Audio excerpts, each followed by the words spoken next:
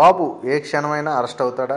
ఆంధ్రప్రదేశ్ ముఖ్యమంత్రి చంద్రబాబు నాయుడు పరిపాలన మీద కంటే వైఎస్ఆర్సీపీ అధినేత జగన్పై కక్ష తీర్చుకునేందుకు అత్యధిక సమయం కేటాయిస్తున్నారు. వైఎస్ జగన్ నేరుగా ఎదుర్కోలేక చంద్రబాబు దొడ్డిదారిన దొంగ రాజకీయాలు చేస్తున్నారు. ప్రజా సమస్యలపైన ప్రభుత్వం అవినీతిపై పోరాడుతున్న వైఎస్ జగన్పై కక్ష తీర్చుకునేందుకు బాబు ఓ ప్రత్యేక మంత్రిత్వ శాఖను ఏర్పాటు చేసినా చేస్తాడని పలువురు ఎద్దేవా చేస్తున్నారు. వైఎస్ జగన్ ప్రధాని నరేంద్ర మోదీని కలుసుకున్న ఎపిసోడ్ను టీడీపీ నాయకులు జీడిపాకంలా ఇంకా సాగదీస్తూనే ఉన్నారు.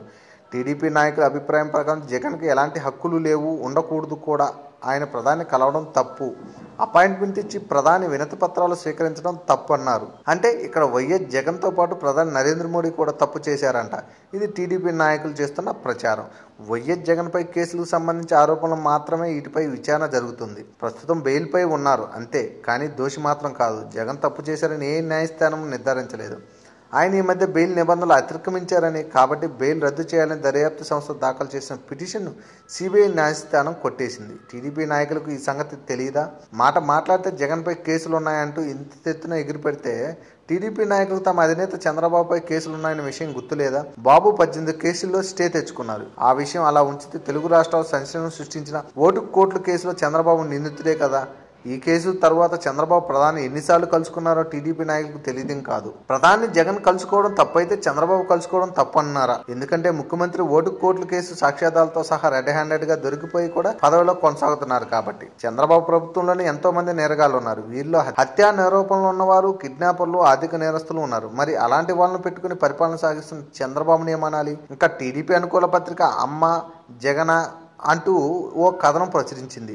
ఇదేదో ప్రధాని బాబు ఆస్థాన పత్రిక యజమానికి ఫోన్ చేసి చెప్పినట్టు ప్రచారం చేసుకుంది. తనకు తెలియంది తెలిసినట్టుగా ఉడికి ఉడకని వార్తలను అచ్చొత్తి జనం మీదకు రుద్దే ప్రయత్నం చేస్తుంది. బాబు భజన చేస్తూ వైఎస్ జగన్పై విషం కక్కుతుంది.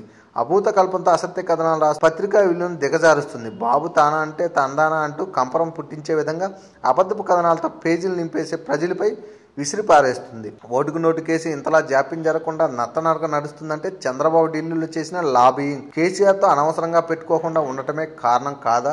జైలు శిక్షలో పడిన వారికి తమ శిక్షను రివ్యూ చేయాలని కోరే హక్కు ఉన్నప్పుడు విచారణ ఎదుర్కొంటున్న జగన్కు అన్ని హక్కులు ఉంటాయి. కాదనేందుకు టీడీపీకే కాదు, ఏ పార్టీ నాయకులకు హక్కు లేదు.